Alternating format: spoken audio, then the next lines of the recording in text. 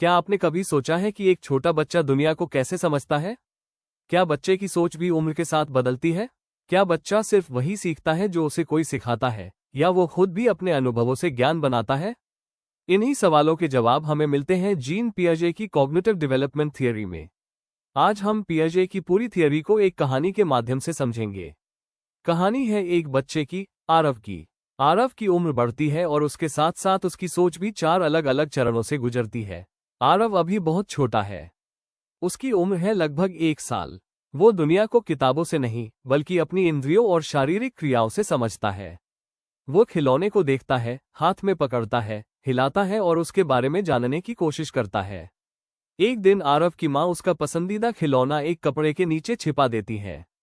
आरव पहले उसे ढूंढ नहीं पाता, लेकिन धीरे धीरे उसे समझ आने लगता है कि चीज दिखाई नहीं दे रही, इसका मतलब यह नहीं कि चीज खत्म हो गई। यही है ऑब्जेक्ट परमानेंस यानी वस्तु स्थायित्व।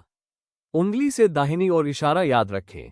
0-2 वर्ष इक्वल सेंसरी मोटर मुख्य आधार, इंद्रियां जोड़ शारीरिक क्रियाएं और इस अवस्था का एक महत्वपूर्ण कॉन्सेप्ट है ऑब्जेक्ट परमानेंस।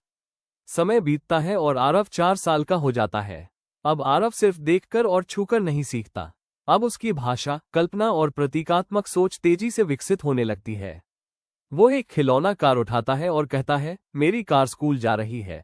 वो गुड़िया को खाना खिलाता है और उससे बातें करता है। ये है सिंबॉलिक थिंकिंग यानी प्रतीकात्मक सोच। लेकिन आरव की सोच में अभी एक खास बात है। वो दुनिया को अक्सर अपने दृष्टिकोण से देखता है। इसे पियाजे ने कहा, ईगोसेंट्रिज्म, अहंकेंद्रिता। इसका मतलब यह नहीं कि बच्चा स्वार्थी है, बल्कि बच्चा दूसरे व्यक्ति के दृष्टिकोण को पूरी तरह समझने में कठिनाई महसूस कर सकता है। एक आसान उदाहरण, आरव के सामने 2 गिलास है। एक गिलास छोटा और चौड़ा है, दूसरा गिलास लंबा और पतला है। दोनों में बराबर मात्रा में पानी है। जब पानी को लंबे गिलास में डाल दिया जाता है, तो आरव कहता है, इसमें ज्यादा पानी है। क्यों? क्योंकि वो अभी मात्रा के संरक्षण यानी कंजर्वेशन को पूरी तरह नहीं समझ पाया है। उंगली से दाहिनी ओर इशारा याद रखें।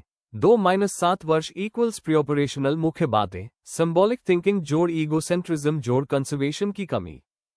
अब आरव लगभग 9 साल का हो चुका है। अब उसकी सोच में बड़ा बदलाव आया है। वो चीजों को सिर्फ देखकर नहीं, बल्कि तर्क के आधार पर समझने लगा है। टीचर आरव के सामने 2 अलग आकार के गिलास रखती है। इस बार आरव तुरंत कहता है, मैम, दोनों में पानी बराबर है, सिर्फ गिलास का आकार अलग है। वाह! अब आरव कंजर्वेशन समझने लगा है। वो वस्तुओं को उनके गुणों के आधार पर अलग अलग समूहों में बांट सकता है। जैसे फल अलग, लाल सेब, सब्जियां अलग, खिलौने अलग। इसे कहते हैं क्लासिफिकेशन यानी वर्गीकरण। अब आरव चीजों को क्रम में भी लगा सकता है। जैसे छोटी पेंसिल, मध्यम पेंसिल, बड़ी पेंसिल। इसे कहते हैं सेरिएशन यानी क्रमबद्धता। लेकिन ध्यान रखें, आरव की लॉजिकल थिंकिंग अभी मुख्य रूप से कॉन्क्रीट यानी वास्तविक, ठोस वस्तुओं और परिस्थितियों से जुड़ी है। उंगली से दाहिनी ओर इशारा याद रखें। 7-11 वर्ष इक्वल्स कॉन्क्रीट ऑपरेशनल मुख्य बातें, लॉजिकल थिंकिंग जोड़ कंजर्वेशन जोड़ क्लासिफिकेशन जोड़ सेरिएशन। समय बीतता है और आरव अब 13 साल का हो जाता है। अब उसकी सोच पहले से कहीं ज्यादा विकसित हो चुकी है। टीचर उससे पूछती है, अगर किसी पौधे को पर्याप्त पानी न मिले तो क्या होगा? आरव सिर्फ सामने मौजूद पौधे के बारे में नहीं सोचता, वह अलग अलग संभावनाओं पर विचार करने लगता है। अगर पानी कम होगा तो पौधे की ग्रोथ प्रभावित हो सकती है।